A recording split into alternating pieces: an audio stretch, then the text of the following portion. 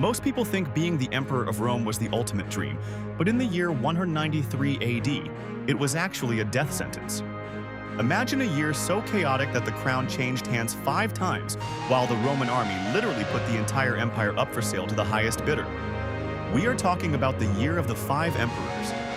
This was a period of backstabbing, massive egos, and civil wars that nearly tore the ancient world apart. By the end of this, you will see how one man outsmarted everyone to take the throne. But first, we have to talk about the mess left behind by a guy who thought he was a literal god. It all started on New Year's Eve when the Emperor Commodus was strangled in his bath. The first guy to step up was Pertinax. He was a tough old soldier who wanted to fix the money problems and bring back discipline. But the Praetorian Guard, who were the elite bodyguards in Rome, hated him because he would not give them enough bonus money.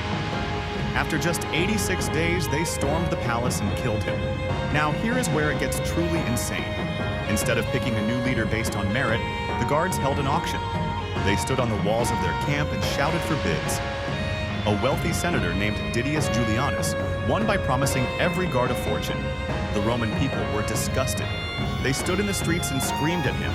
And soon, 3 different generals across the empire decided they were not going to let a rich guy just buy the throne.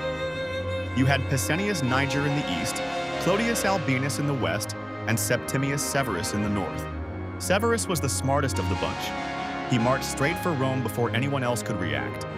Didius Julianus, the guy who bought the throne, realized he had no real support. He was executed in the palace after reigning for only 66 days. Severus did not just walk in and take over, though. He had to deal with the other 2 generals. He played them against each other, making a fake alliance with Albinus while he crushed Niger's forces in the east.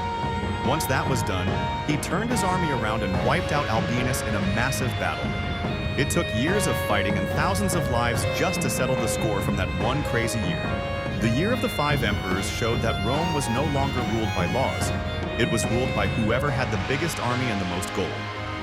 Check out this next video to see how the Roman Empire finally collapsed for good.